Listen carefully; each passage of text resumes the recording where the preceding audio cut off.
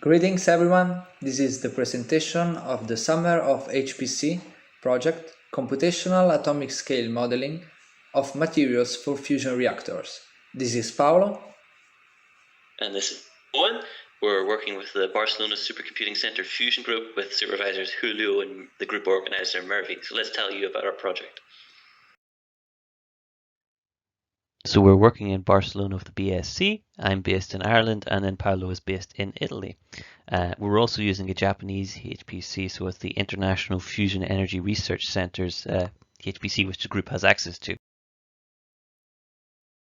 So we're working on nuclear fusion, which is a key process to sustainably supply the world's future energy needs. It's a process that takes place in the sun, where several atoms are brought together under immense pressure to force them to fuse, releasing excess energy. However, it's difficult to achieve on Earth. The most likely reaction is this deuterium-tritium reaction, as shown below, which produces helium gas and neutrons. So the waste is easy to deal with, and it doesn't have the uncontrolled chain reaction of traditional nuclear energy. So as part of this work, we're looking at the materials involved in the reactor. And one of the key picks is tungsten metal, as it's very robust and has one of the highest melting point of any element and high thermal conductivity too. However, it's still going to degrade, and we want to investigate that over long term. To study these materials, molecular dynamics simulations using LAMMPS code have been performed. A system of tungsten atoms is defined in a simulation box, arriving up to millions of atoms, which they interact with each other using a specified potential and Newton's law of motion. For tungsten, the type of potential used is the embedded atom one. The system is firstly equilibrated at a given temperature, and then different simulations are performed. So on this slide, you can see an example of what I've been investigating, which are these defect cascades or damage cascades. So the idea is that when tungsten is hit by a neutron, one atom will gain a lot of energy, and that will then fly out of position and displace other atoms around it. And they'll all keep moving until the energy they have is dissipated in this sort of cascade form, spiraling out and quite dramatic. Over time, a lot of them will return to normal lattice positions, not necessarily the original, but some will be permanent defects. So that will affect the material's properties going forward. So to investigate the cascades, we built up a simulation box as shown on the right, just going at 1 Kelvin in atmospheric pressure. We were able to investigate a series of properties, so we got a procedure that worked for varying the size of the system.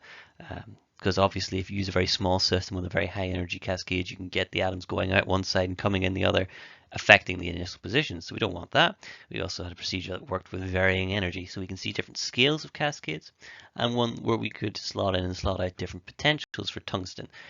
So different strengths of interactions, and there's a load of sources there. So I successfully produced a number of large-scale simulations up to 2 million atoms, which is the picture shown on the left. But in terms of results, the analysis has been quite slow. So there's software available to count the number of defect sites or Frankel pairs, but we haven't been able to get it working with our system yet. So we've got a good procedure established. More space to do analysis.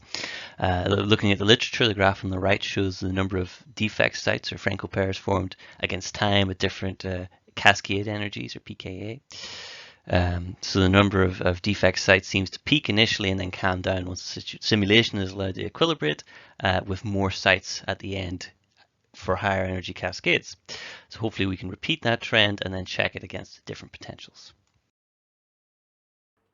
My work was focused on calculating thermal conductivity, which is a property of a system that measures its response to the presence of heat fluxes. Two regions were defined, one which was heated using a positive heat flux and one which was cooled using a negative heat flux. As you can see, after equilibrium is reached, we have a temperature gradient with a higher temperature region and a lower one. Calculating the gradient and using Fourier law, we can calculate the thermal conductivity of the system. Our results for the thermal conductivity of tungsten for a system at 300 Kelvin of temperature are reported in the first two columns of the table. As we can see, the thermal conductivity value can change depending on the used potential. On the other two columns of the table, we have the values obtained by different papers cited below. As we can see, we have an agreement with the previous works, and even if the values depend on the potential, we don't have to worry, since our research is based on the relative variation of the thermal conductivity. We then created empty bubbles to resemble the damage caused by neutron bombardment in the tungsten of a fusion reactor. In the graph, the relative variation of the thermal conductivity is shown. It has a linear behavior, going slightly under because of the finite size of the system. We also note that removing just 11 atoms out of alpha million, the thermal conductivity already drops by 5%. Thanks everybody for listening. This experience of Summer of HPC has been really awesome. Yeah, we both really would like to thank in particular and everybody who made it possible, particularly Leon for organising it, and then the BSc group in Barcelona as well for having us, and Julio in particular. Thank you very much.